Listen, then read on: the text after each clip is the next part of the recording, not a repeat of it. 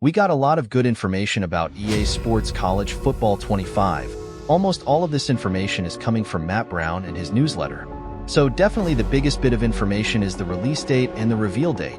Now these are not officially confirmed by EA yet, but this is what Matt Brown has said he's been told by people around the game, and this is what EA has been talking about internally. So right now the tentative targeted release date is July 19th. The past couple days we've been hearing that date get thrown around, and Matt Brown also said a couple days ago that he was going to provide more information around that date. So it looks like right now EA is planning to release this game on July 19th barring any setbacks. That is a Friday. I know a lot of people have been saying don't video games normally come out on Tuesdays, but it now looks like EA has been shooting for a Friday release. So I would go ahead and probably mark your calendars for July 19th for the release.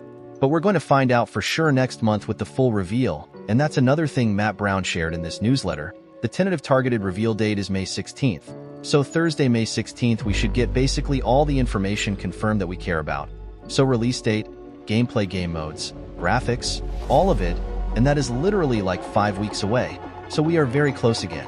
This is not official yet, and it's not confirmed. Things could change, the release date could change, the reveal date could change, but for now it looks like EA is targeting those two dates. So if we're like a week into May and still haven't gotten the reveal, don't worry, it's just going to come a little bit later in the month. Okay, so moving on to some of the other things that Matt Brown touched on.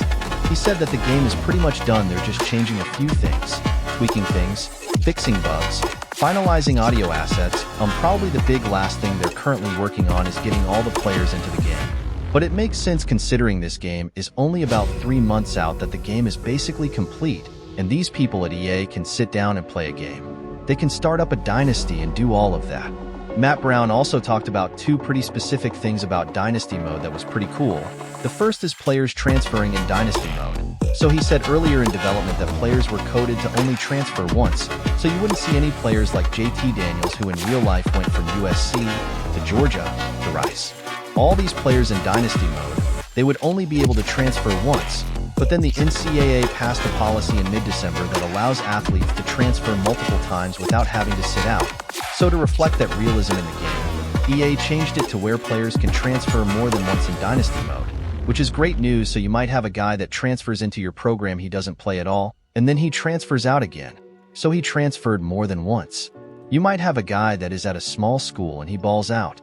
He transfers, and then for whatever reason he transfers again. Something like that. It's going to make Dynasty mode more realistic. I also think it'll make it more fun, but Matt Brown said EA is still trying to exactly figure out how they want to handle roster management in this game, because if they literally made it exactly like real life, it would be way too complicated, way too overwhelming for the player.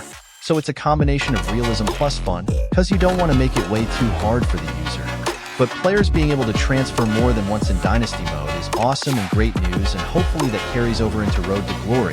Like in Road to Glory, if I want to go, from Houston to Ohio State to Coastal Carolina, hopefully I'm able to do that. The second specific thing that Matt Brown touched on about Dynasty mode is that EA is working on the game logic and algorithms to ensure that future seasons in Dynasty mode are realistic, and he kind of had a really good example of this in NCAA 14. You might remember for some reason Service Academy schools would always turn into like powerhouses in Dynasty mode, which isn't very realistic with the makeup of how those schools work and how a lot of those guys are going into active service. Like sure, Army might be good for a year or two, but then they normally go back down and kind of go back up.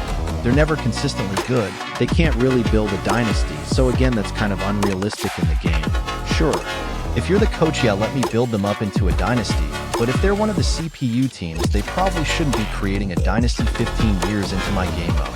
I think another good example of this would be a team in NCAA 14. Every time I created a new dynasty in the first 3 weeks of that first year, they would probably get upset by some trash team.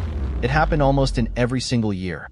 It seemed like the logic just wasn't there in the game. For some reason, it was to make a team suck. So hopefully things like that don't exist in College Football 25. The last thing Matt Brown mentions in this recent newsletter is about bowl games. I'll just quickly touch on it. Now, so every bowl game will be in College Football 25, but not every single bowl game stadium will be in the game. If it's a current college or NFL stadium, it will be in the game, because obviously if it's a current college stadium, then EA has to make it for this game. And if it's a current NFL stadium, then they already made it for Madden. However, there are stadiums that host bowl games that are neither of those things, like Fenway Park, that's obviously a baseball stadium. so that will not be in College Football 25. The reason for this is that rendering stadiums in the game is one of the most challenging and time-consuming things for EA, so if it wasn't a college or NFL stadium, they weren't going to put the time and effort into making a new stadium. So I assume these bowl games will just be played at a generic stadium. So for example, the Fenway Bowl will be in College Football 25, but it'll be played at some generic stadium. The last thing I want to talk about are these marketing posters that have been seen all over college campuses for EA Sports College Football 25. These have been put up on college campuses all across the country: Michigan, Ohio State, Notre Dame, Florida, and they're really cool. They all have a similar layout. They show the team helmet. It says EA Sports College Football 25. It shows the team logo, but definitely the most interesting part is that they have real-life player names on there. And now obviously we know College Football 25 is going to have the real rosters in the game with the real players, which is awesome, but it's even better just to see. That'll do it for this update video. A lot of good new information. Release date potentially July 19th. Reveal date potentially May 16th. So definitely subscribe to stay updated about the game.